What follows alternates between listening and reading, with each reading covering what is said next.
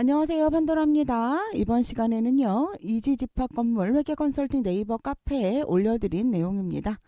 지난번에 그 안타까운 사건이 있었죠. 격리직원 인터넷 뱅킹 악용해서 관리비 7억 횡령했다라는 건이었는데요.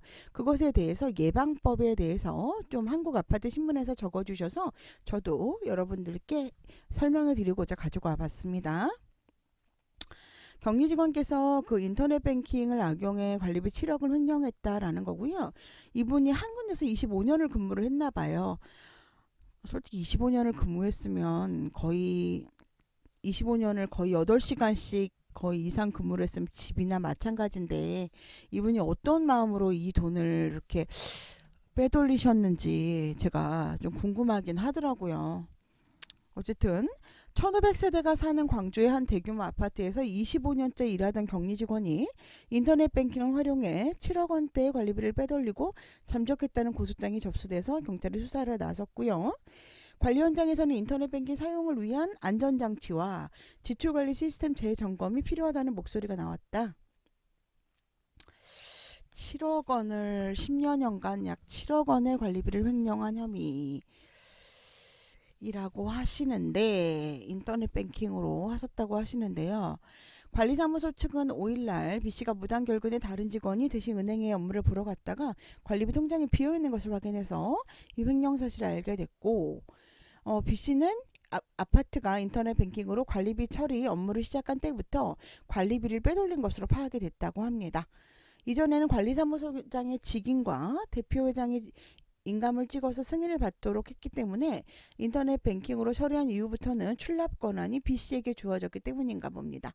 B씨는 인터넷 뱅킹으로 관리비를 자신의 계좌로 이체하면서 받는 사람 이름을 변경하고 잔액증명서 등 회계 자료를 위조 변조해 의심을 피해온 것으로 알려졌다. 근데 뭐 받는 사람의 이름을 변경했다고 해도 그 돈 안 주면 그 업체에서 전화를 계속 했을 텐데 어떻게 했는지 잘 모르겠네요. 이게 그러니까 근데 여기 위에 봤을 때는 이제 10여 년간이라고 했기 때문에 10여 년간에 7억을 횡령을 했다고 하시니까 차라리 저는 그냥 그 한꺼번에 7억을 횡령을 하고 그냥 가지고 떠났다. 오히려 저는 그거는 좀 이해가 되는데 만약에 내가 받은 사람 A라는 사람한테 줘야 되는 것을 A한테 안 주는 게 여러분 횡령이잖아요. 송금 사고잖아요. A인데 A한테 안 주는 게. 근데 이 받은 사람 이름을 변경하고 잔액증명 등 회계 자료를 위조 변조에 의심을 피해왔다라고 얘기를 하니까 어쨌든 참 대범하신 분이네요. 현재 B씨는 연락을 끊고 잠적 중이고 A 아파트는 당장 전기, 수도요금 등 공과금 납부와 직원급여 등 지급이 불가능한 처지다. 공동주택 회계 담당자들은 올해 근무 중인 나도 10원에 벌벌 떠는데 간이 배 밖으로 나왔다. 회계 오류만 떠도 심장이 덜컹하는데 이런 일이 벌어지다니 라는 반응을 보였다라고 이야기를 하셨고요. 여러분들의 마음이죠. 도대체 이걸 어떻게 이 사람은 훔쳐갔나.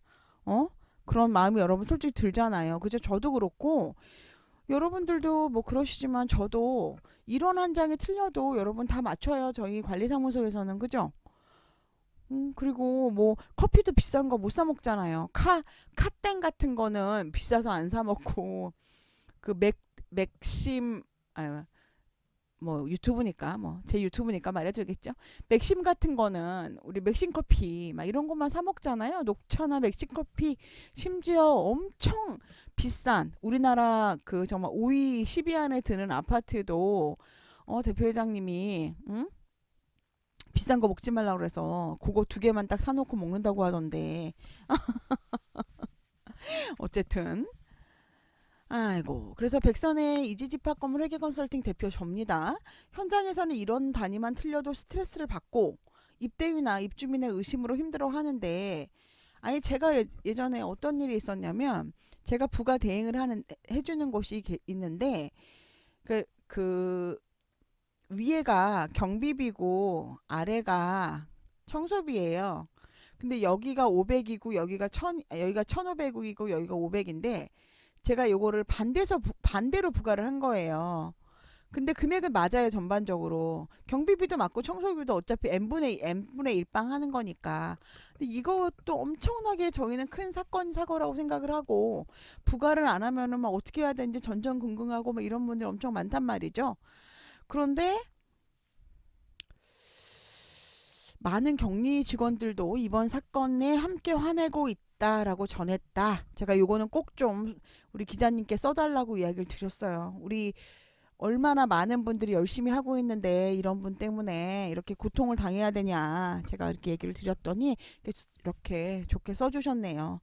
자, 그럴 때는 어떻게 해야 되냐. 일단은 이체 한도를 조정하고 문자 알림으로 악용을 막아야 한다라고 얘기했고, 격리 직원의 횡령 혐의가 드러나면서 공동주택 관리 현장에서 인터넷 뱅킹 이용에 대한 우려가 커지고 있는데, 대부분 공동주택은 회계사고를 대비해서 관리주체와 입대위가 복수도장으로 우리 소장님 거하고 회장님 거하고 해서 복수도장을 찍죠.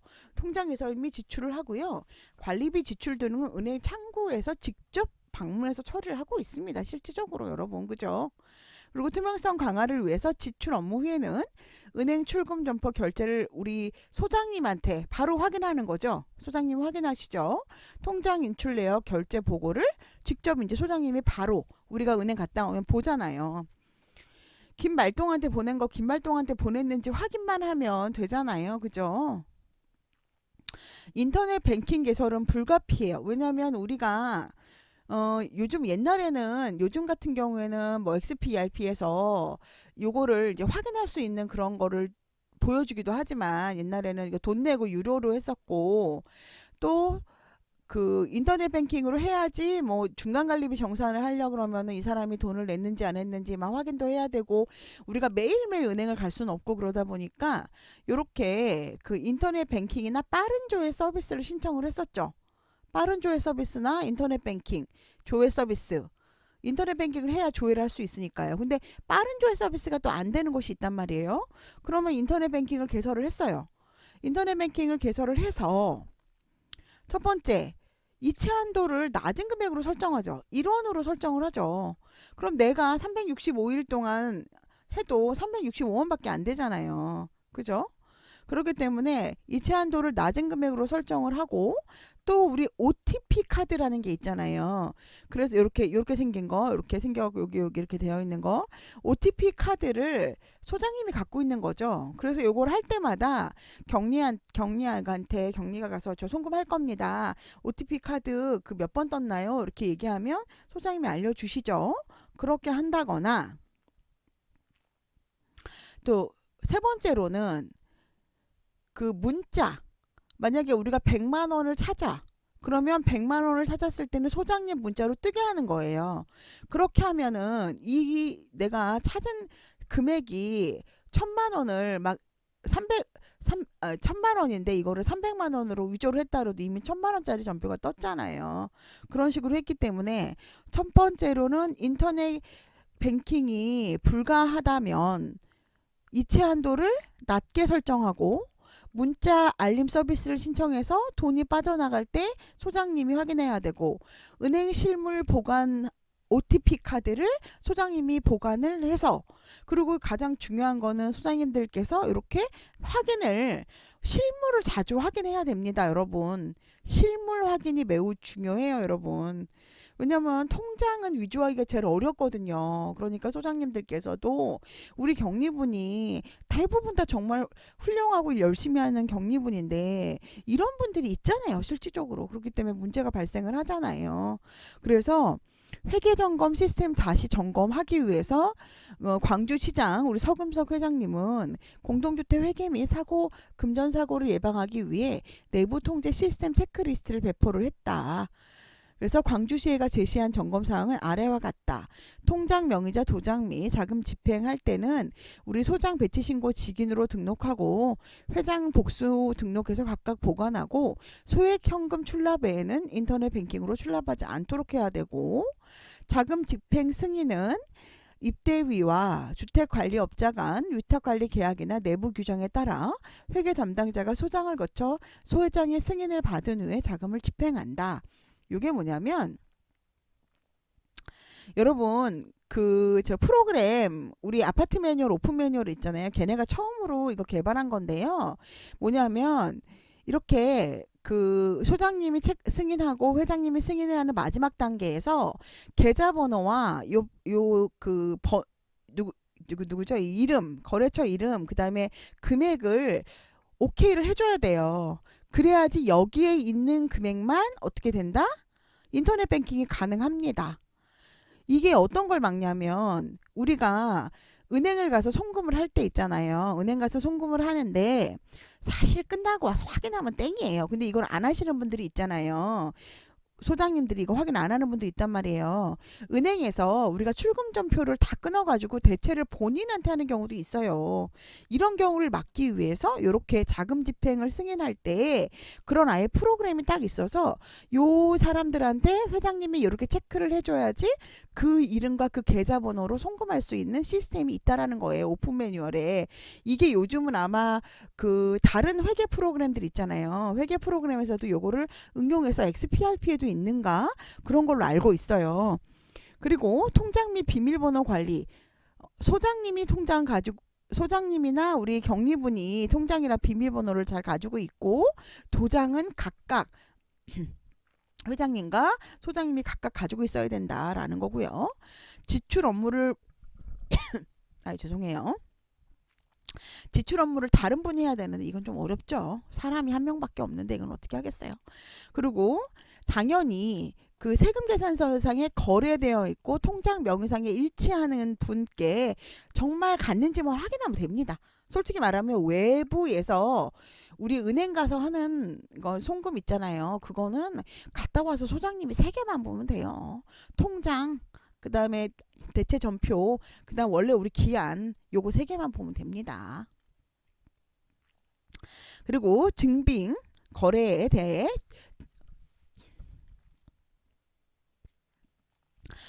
증빙 서류를 구비하고 적격 증빙됐는지 확인해야 된다는 거죠. 세금 계산서, 신용카드 매출 전표, 현금 영수증 등 적격 증빙 수치의 거래 투명성과 객관성 확보해라 라는 겁니다.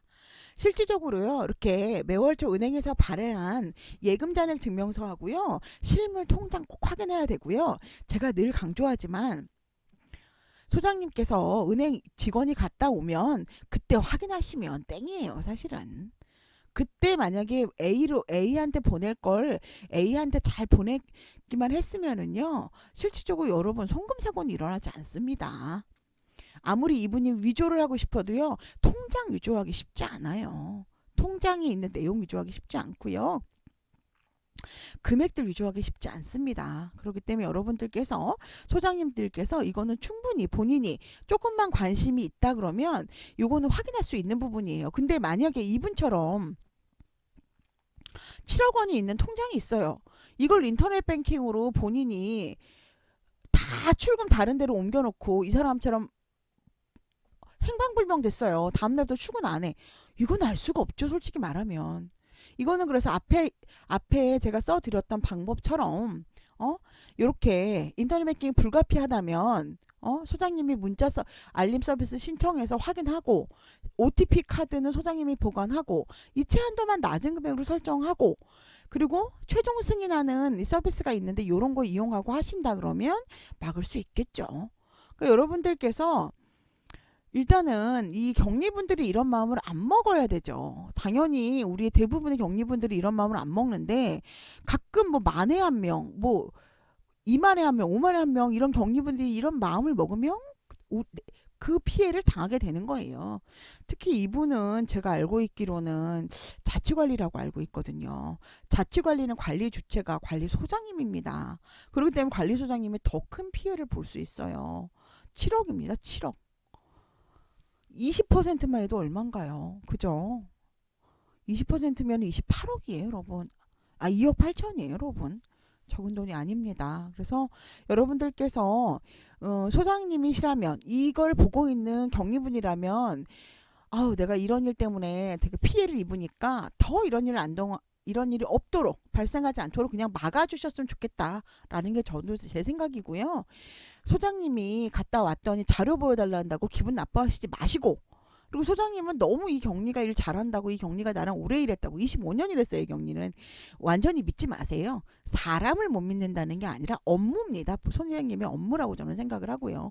위탁사에서도 점검을 해야 되고, 우리 회장님이나 감사님도 확인을 해서 서로 상호 협조적인 관계이면서도 서로 어떤 관계여야 되죠? 서로 감시도 해야 합니다. 업무니까요. 그 사람은 사랑하고 믿지만 업무적으로는 서로 이렇게 감시 체계도 갖춰줘야 된다는 생각이 듭니다. 열심히 일하시는 경리분들 너무 안타깝지만 이런 일이 자꾸 발생하니까요. 여러분들께서도 만약에 서문대 우리 경리가 좀 이상하다던가 아니면 조금 이상해 보이는 분이 이상한데? 라고 생각이 드신다면 조금 잘 살펴보시면 좋을 것 같습니다. 여러분 오늘도 좋은 하루 되시고요. 늘 행복하시고요. 다음에 뵙겠습니다.